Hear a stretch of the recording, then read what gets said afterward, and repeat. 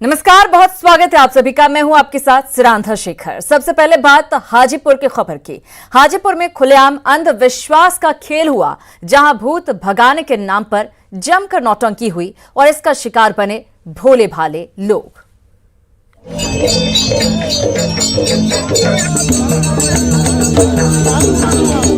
कोई सिर धुने जा रहा है, किसी पर भूत सवार हो गया है तो इस जनाब पर दौरा सा आ पड़ा है।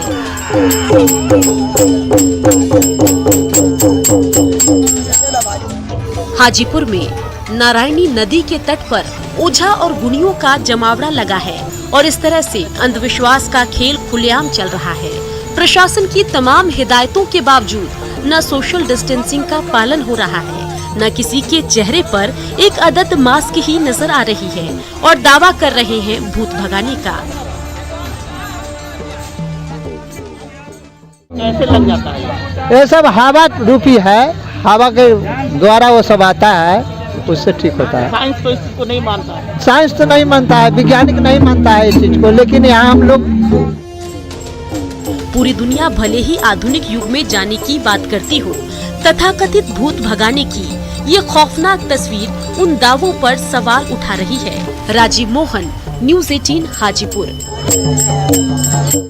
उधर सुपौल के प्राथमिक स्कूल के शिक्षिका और प्रिंसिपल के बीच सरेआम महाभारत हुई। सोशल मीडिया के जरिए ये वाकया हर मोबाइल तक पहुंच गया है।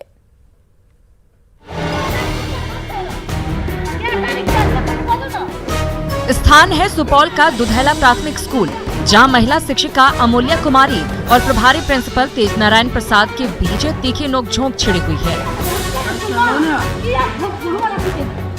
और शिक्षा का यह मंदिर रणक्षेत्र बनकर रह गया है। स्कूल के प्रिंसिपल की कुर्सी को लेकर दोनों के बीच 2 साल से खींचतान चल रही है। आज ये विवाद अचानक से बढ़ गया और हाथापाई तक की नौबत आ गई।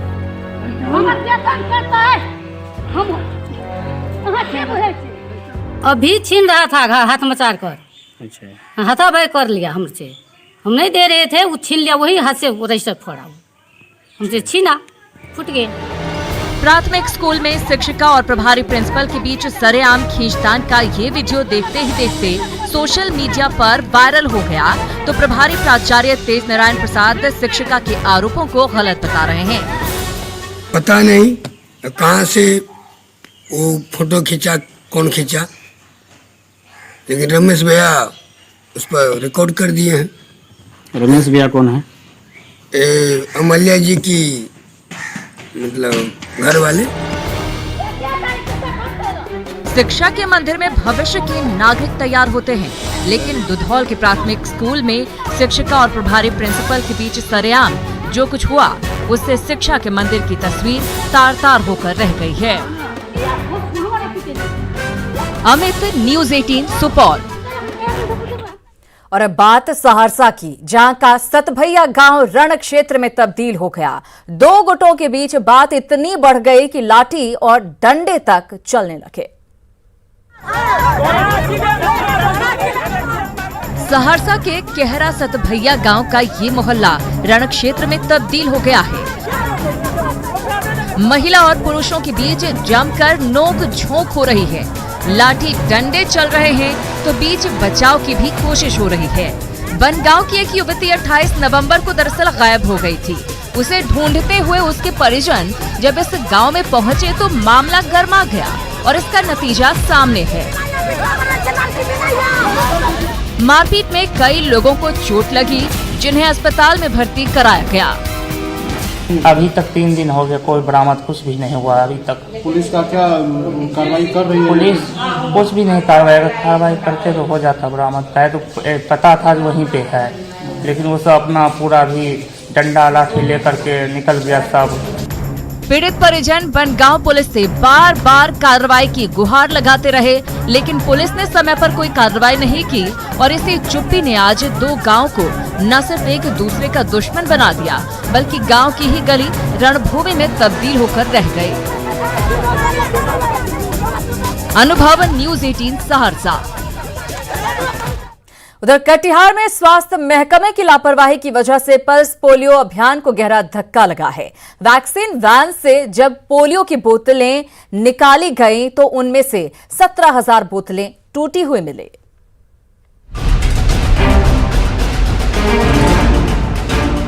पोलियो से मुक्ति दिलाने वाली वैक्सीन की ये टूटी बोतलें कटिहार के स्वास्थ्य महकमे की लापरवाही की कहानी कहती नजर आ रही है।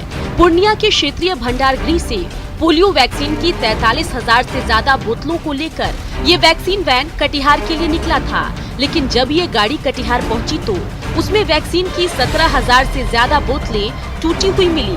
17,537 वाइल्स अभी हम लोगों ने चिन्हित किया है जो कि डैमेज है और उनको सप्लाई से हटा लिया गया है। पड़ोसी मुल्कों में पोलियो के बढ़ते प्रकोप को देखते हुए बिहार के साथ साथ देश भर में जोर शोर से पल्स पोलियो अभियान शुरू हुआ था, लेकिन इस लापरवाही से पोलियो के खिलाफ जंग को गहरा धक्का लगा है। पोलियो से लंबी लड़ाई के बाद हमारा देश इस बीमारी से मुक्त हुआ था, लेकिन स्वास्थ्य महकमे की इस लापरवाही ने पोलियो के खात्मे के अभियान को काफी नुकसान पहुँचाया है। सुब्रत, न्यूज़ 18 कटिहार। छपरा की नेहा न्याय के लिए प्रेमी के साथ सिस्टम से जंग लड़ रही है। प्रेमी विवाह के बाद प्रेमी ने परिजनों के दबाव में ठुकरा दिया और अब उनके सामने कोई रास्ता नहीं बचा है। शादी की तस्वीरें और सर्टिफिकेट थामे छपरा की नेहा न्याय के लिए जंग लड़ रही हैं। दिल्ली में पिछले साल प्रेम विवाह करने के बाद नेहा और ऋषिकेश साथ साथ रह रहे थे। इसी बीच ऋषिकेश के परिजनों ने नेहा के खिलाफ बेटे के अपहरण का केस दर्ज करवा दिया। पैसे के बल पर हाजीपुर पुलिस ने नेहा को जेल भी भेज दिया। अब वो बेल पर जेल से तो छूट गई हैं, लेकिन न ऋषिकेश उसे अपनाने को तैयार है और न उसके परिजन। उल्टा वो लोग हमारे ऊपर षड्यंत्र के मतलब हमारे ऊपर गलत आरोप लगाते हुए हमारे ऊपर केस करके हमें उल्टा फंसा करके हमको अरेस्ट करवा दिया और हमको जेल भेज दिया गया। प्रेमी और उसके परिजनों के साथ साथ सिस्टम की सताई नेहा न्याय की आस लगाए बैठी है, लेकिन सिस्टम के कुचक्र से उसकी उम्मीदें टूटती जा रही है। संतोष गुप्ता, न्यूज़ 18 छपरा। चतरा के दिव्यांग प्रकाश गंजू ने अपने हौसले की बदौलत अपनी मंजिल हासिल कर ली। आज वो हर किसी के लिए मिसाल बन चुके हैं। कहते हैं पांव ना हो फिर भी मंजिल मिलती है। अपने हौसले से ये साबित कर दिखाया है चतरा के दिव्यांग कंप्यूटर ऑपरेटर प्रकाश गंजू ने। उनके जन्म से ही दोनों पैर नहीं है, तो क्या हुआ, उड़ने का हौसला तो है। इसी सोच ने उनके अभिशाप को उनकी ताकत बना डाला, जिसकी बदौलत वो जिंदगी का हर इम्तिहान पास करते चले गए। कठिन रास्ते पर चलकर पढ़ाई पूरी की, कंप्यूटर का कोर्स कर लिया और आज प्रज्ञा केंद्र के कंप्यूटर ऑपरेटर की जिम्मेदारी बखूबी संभाल रहे हैं। मेरा परिवार भी जीवन बसर चल रहा है और मेरा भी चल रहा है, और इस तरह मेहनत करने के बाद सारे को मैं बोलता हूँ कि अगर मेहनत करे तो अगला कभी परेशानी दूर हो सकता है। कहते हैं मंजिल उन्हें ही मिलती है जिनके सपनों में जान होती है। प्रकाश गंजू के सपने भी कुछ ऐसे ही थे, जिसकी बदौलत मुश्किल डगर पर चलकर वो अपनी मंजिल तक पहुंचकर ही माने। सूर्यकांत, न्यूज़ 18 चतरा। झारखंड के रास्ते बिहार में शराब तस्करी का धंधा नहीं थम रहा है। इसके लिए बांका के चेक पोस्ट में खुलेआम बरती जा रही लापरवाही भी कम जिम्मेदार नहीं है।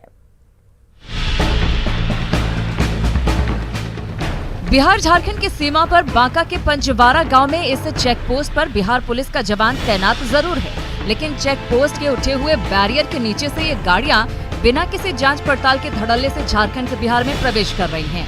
हाल ही में झारखंड से बिहार में शराब तस्करी के कई मामले सामने आए हैं। इसके बावजूद झारखंड सीमा पर इस महत्वपूर्ण चेक पोस्ट पर इस तरह की लापरवाही सरेआम बरती जा रही है। यहाँ पे जांच के नाम पे जीरो है, जांच कुछ भी नहीं होता है। जब तक हम लोगों की टीम आई थी कोई यहाँ पे जांच नहीं हो पा रहा था। जब टीम हम लोगों ने जब कैमरा करना स्टार्ट किया तो इन लोगों ने जांच स्टार्ट कर दी है। झारखंड से बांका के रास्ते बिहार के कई जिलों में शराब तस्करी के एक के बाद एक मामले सामने आते रहते हैं, तो इसके पीछे चेक पोस्ट पर बरती जाने वाली ये गंभीर लापरवाही जिम्मेदार होती है। नागेंद्र, न्यूज़ 18 बांका। सर्द रात में कई बेसहारों ने कोडरमा रेलवे स्टेशन को अपना ठिकाना बना लिया है, जहां आकर उनकी जिंदगी की गाड़ी थम सी गई है।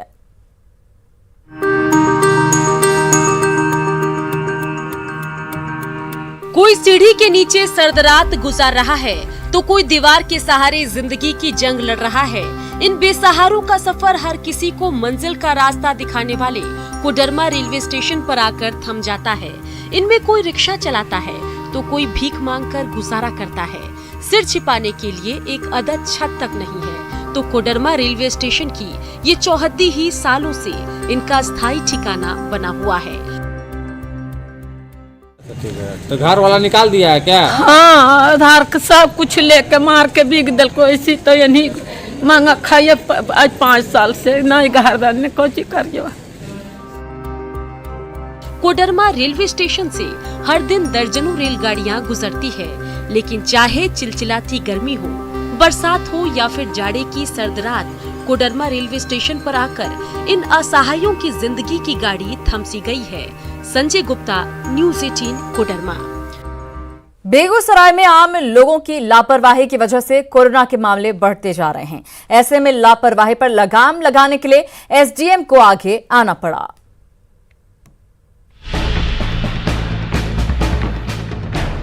बेगूसराय वासी जब सुधरने को तैयार नहीं हुए तो उन्हें सुधारने के लिए एसडीएम संजीव चौधरी को खुद ही आगे आना पड़ा। ये बेगूसराय की व्यस्ततम सड़क का नजारा है। कोई गाड़ी से जा रहा है तो कोई पैदल ही बढ़ा चला जा रहा है। हर किसी को जाने की जल्दी है, लेकिन लाख हिदायत के बावजूद कोई मास्क पहनने को तैयार नहीं है तो बिना मास्क के दुकानदार अपनी दुकान खोले बैठे हैं। इन्हें सबक सिखाने के लिए एसडीएम संजीव चौधरी को कड़ा रुख अख्तियार करना पड़ा। वैसे दुकानदार जो खुद न तो मास्क पहने हुए हैं या फिर उनके पास जो ग्राहक पहुंचे हैं वो भी नहीं पहने हुए हैं, तो दोनों में से किसी प्रकार का कोई उल्लंघन है तो उनके दुकान को 3 दिन के लिए चेक किया जाएगा। इस तरह की लापरवाही की ही वजह से बिहार में एक बार फिर कोरोना की रफ्तार तेज हो गई है। ऐसे में बेपरवाहों को सबक सिखाने के लिए बेगूसराय के एसडीएम को खुद ही सड़क पर उतरना पड़ा। संतोष कुमार, न्यूज़ 18 बेगूसराय। जमुई के लाल उत्पल सिंह लोकसभा महासचिव की कुर्सी तक पहुंचे हैं तो उनके गांव में जमकर मिठाइयां बांटी जा रही हैं। पूर्व आईएएस अधिकारी उत्पल सिंह मलयपुर की इन्हीं गलियों में खेल कूद कर बड़े हुए थे। उत्तराखंड कैडर के अधिकारी के रूप में उन्होंने कई महत्वपूर्ण जिम्मेदारी निभाई। लंबे समय तक मुख्य सचिव भी रहे।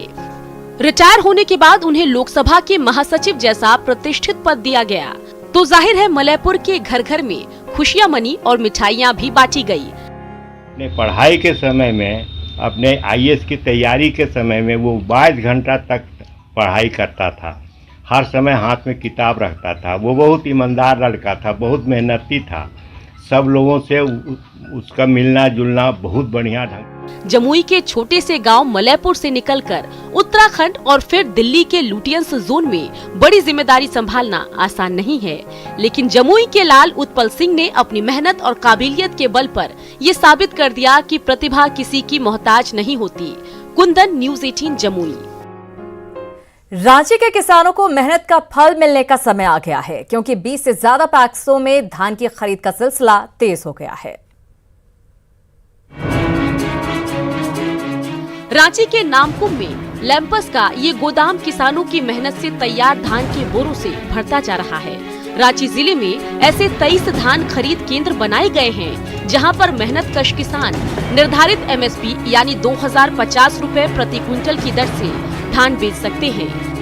किसान का जो न्यूनतम समर्थन तय हुआ है वो 2050 रुपये बोनस सहित रेट तय हुआ है, और इसका भुगतान का प्रक्रिया भी इस बार नया चीज आया है कि 24 घंटे के अंदर 50% धान का भुगतान कर दिया जाएगा। धान बेचने की अंतिम तिथि 31 मार्च तय की गई है।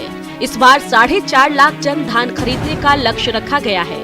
बाजार के अभाव में किसानों को अक्सर औने पौने भाव में अपनी फसल बेचनी पड़ती थी, लेकिन रांची के ऐसे तमाम लैंपस और पैक्स किसानों को उनकी मेहनत का उचित मूल्य देने के लिए तैयार नजर आ रहे हैं। भुवन किशोर झा, न्यूज़ 18 रांची।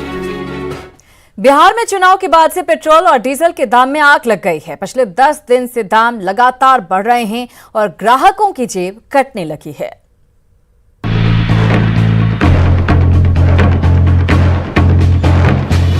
बिहार में विधानसभा चुनाव के बाद पेट्रोल और डीजल के दाम में अचानक उछाल होने से ग्राहकों की जेब पर बोझ बढ़ गया है। दरअसल बिहार में चुनाव के दौरान पिछले 2 महीने तक पेट्रोलियम का दाम स्थिर था, लेकिन जैसे ही चुनाव का दौर खत्म हुआ 10 दिन के अंदर ही पेट्रोल में प्रति लीटर 1 रुपए और डीजल में प्रति लीटर 1 रुपए 56 पैसे की वृद्धि कर दी गई। इलेक्शन के बाद जो है इसमें वृद्धि देखी गई है। इलेक्शन से पहले तक तो वही था, प्राइस कांस्टेंट था, लेकिन उसके बाद पेट्रोल डीजल दोनों में थोड़ी वृद्धि। पेट्रोलियम पदार्थ अर्थव्यवस्था का आधार होती है। ऐसे में जाहिर है पेट्रोल और डीजल की कीमतों में इजाफे की मार आम जनता को झेलनी पड़ रही है। Ravi S Narayan, news 18 Patna. नैनीताल की ब्रिटिशकालीन इमारतें आज भी सुनहरे अतीत की यादें ताजा कर रही हैं, लेकिन बेहतर रखरखाव के अभाव में इनके अस्तित्व पर सवालिया निशान उठ खड़े हुए हैं।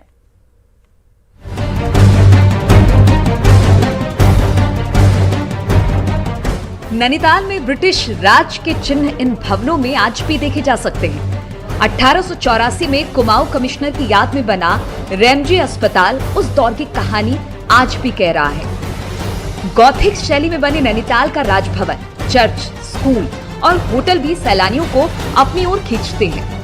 150 साल से भी ज्यादा पुराने इन भवनों को साल 1841 के बाद अंग्रेजों ने बसाया था। अस्पताल, शेरवुड हाउस और सबसे पुरानी कोठी पिलग्रिम लॉज भी इतिहास के पन्नों को खोलते हैं। ब्रिटिश कंट्री बंगलो स्टाइल यानी इंग्लैंड शहर की बाहरी शैली में तैयार इन भवनों की बनावट ऐसी कि दूर दराज से आने वाले पर्यटक भी इसको जानने और समझने के लिए पहुंचते हैं। नैनीताल शहर में 140 हेरिटेज भवन हैं, जिनके रखरखाव की भी चिंता बढ़ने लगी है। शहर के मेट्रोपोल होटल का अस्तित्व खत्म होने के कगार पर है, तो रैमजे अस्पताल का हाल भी इससे जुदा नहीं। हालांकि डीएम कार्यालय और कमिश्नरी भवन के साथ निजी होटलों का रखरखाव कुछ हद तक जरूर हुआ है, लेकिन हेरिटेज एक्ट ना होने के चलते इनको बचाने की चुनौती अब भी खड़ी है।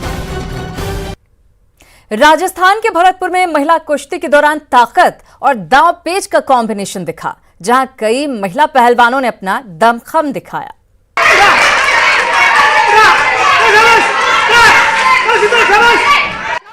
ताकत और दांव पेच दोनों का सही कॉम्बिनेशन देखना हो तो फिर कुश्ती से बेहतर कोई दूसरा खेल नहीं। भरतपुर के महारानी किशोरी व्यायामशाला की ओर से आयोजित दंगल में भी जब महिला पहलवानों ने अपनी ताकत और दांव पेच का प्रदर्शन किया तो देखने वाले देखते रह गए।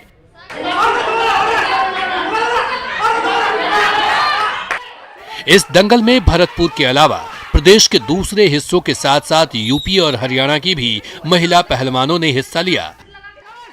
खास बात यह है कि इस बार इस दंगल में जिला केसरी के फाइनल मुकाबले में दीक्षा ने बबली शर्मा को चितकर खिताब पर कब्जा जमा लिया। इसी तरह कुम्हेर केसरी के खिताब को सोनम साबोरा ने शीतल को पराजित कर विजेता का खिताब जीता। कुछ और दिलचस्प खबरें लेकर फौरन हाजिर होते हैं, कहीं मत जाइएगा।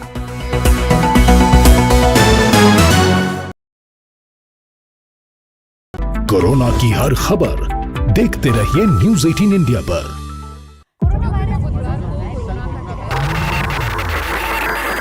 हम सिर्फ खबर ही नहीं दिखाते, हमारी कोशिश है झूठ छानकर सच दिखाने की, हौसला बनकर हर पल साथ निभाने की।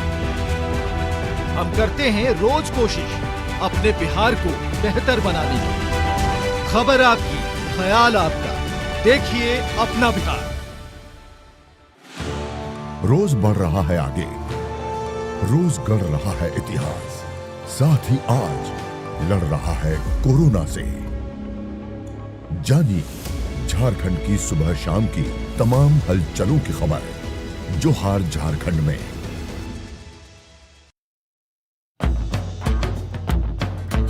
नमस्कार। बिहार चुनाव पर खास शो। जनता भी तरह तरह के सपने देखने लगी है। आपके घर आ रही हैं भाभी जी। तो भाभी जी भी आ गई हैं मैदान में। देखिए न्यूज़ 18 बिहार झारखंड पर भाभी जी उतरी हैं जनता की बात नेता तक पहुंचाने के लिए और नेता की बात जनता तक पहुंचाने के लिए। भाभी जी मैदान में हैं। एक बार फिर से आप सभी का बहुत बहुत स्वागत है। नासिक की दिव्यांग सरपंच कविता किसी से कम नहीं है। अपनी काबिलियत के बल पर उन्होंने सबकी बोलती बंद करके रख दी है। 34 साल की कविता भोंडवे को देखकर भले ही आप इनकी काबिलियत का अंदाजा ना लगा पाएं, लेकिन यकीन मानिए जब लोगों को इनकी तारीफ में कसीदे पढ़ते देखेंगे तो आप हैरत से दांतों तले उंगली दबा लेंगे। और लोग इनकी तारीफों के पुल बांधे भी तो क्यों नहीं, क्योंकि पोलियो से ग्रस्त 34 साल की इस लड़की ने 2 गांव के लिए वो सब किया है जिसकी अपेक्षा पूर्व से पश्चिम तक और उत्तर से दक्षिण तक देश के हर गांव के लोग अपने सरपंच से करते हैं। लेकिन अफसोस, हर गांव की किस्मत में कविता जैसी सरपंच नहीं होती।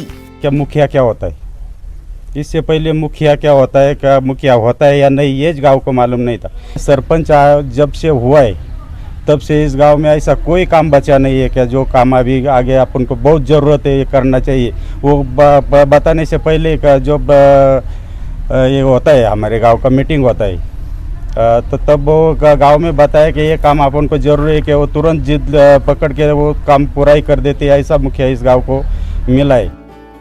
दरअसल दहगांव और डिंडोरी तालुका का बैगल गांव समूह ग्राम पंचायत है, लिहाजा यहाँ ग्राम प्रशासन पर नियंत्रण रखना आमतौर पर कठिन माना जाता रहा है, लेकिन कविता ने इसे संभव बना दिया। यहाँ तक कि गांव का माहौल खराब न हो, इसके लिए कविता ने गांव में चल रहे अवैध व्यापारों के खिलाफ भी आवाज बुलंद किया और गांव की महिलाओं को जागरूक कर तमाम काले धंधेबाजों को गांव से बाहर का रास्ता दिखाया। कविता के लिए ये सब इतना आसान नहीं था। दिव्यांग होने के चलते गांव के लोग शुरुआत में उसका मजाक बनाते थे, लेकिन अपने पिता जो इस गांव के पूर्व सरपंच थे, उनसे मिली हिम्मत की बदौलत कविता ने सूझबूझ से वो सब कर दिखाया जो गांव वालों की जरूरत थी। ये कविता की ईमानदारी है कि लोग आज उसकी तारीफ करते नहीं थकते। अवैध धंधे महिलाओं के साथ मिलकर और कुछ गांव के जो सपोर्टर थे मेरे उनके साथ मिलकर वो धंधे बंद करवाए। 2011 से लगातार सरपंच का चुनाव जीतती आ रही कविता पहले कार्यकाल के पूरा होने के बाद दोबारा मुखिया नहीं बनना चाहती थी, लेकिन काम के प्रति ईमानदारी और गांव का कायाकल्प होते देख ग्रामीण जिद कर बैठे, जिसके बाद ग्रामीणों के आग्रह पर कविता ने फिर से पद स्वीकार कर लिया। बहरहाल एक तरफ जहां शहर के युवा सोशल मीडिया पर एक्टिव नजर आते हैं, वैसे वक्त में कविता जैसे ग्रामीण युवा गांव के लिए जमीन पर रहकर काम कर रहे हैं, जो वाकई ग्रामीण भारत के सुंदर सुखद भविष्य की उम्मीद जगाता है। Bureau report, news 18 network. और इसी के साथ इस बुलेटिन में फिलहाल इतना ही, लेकिन न्यूज़ 18 बिहार झारखंड पर खबरों का सिलसिला लगातार जारी है।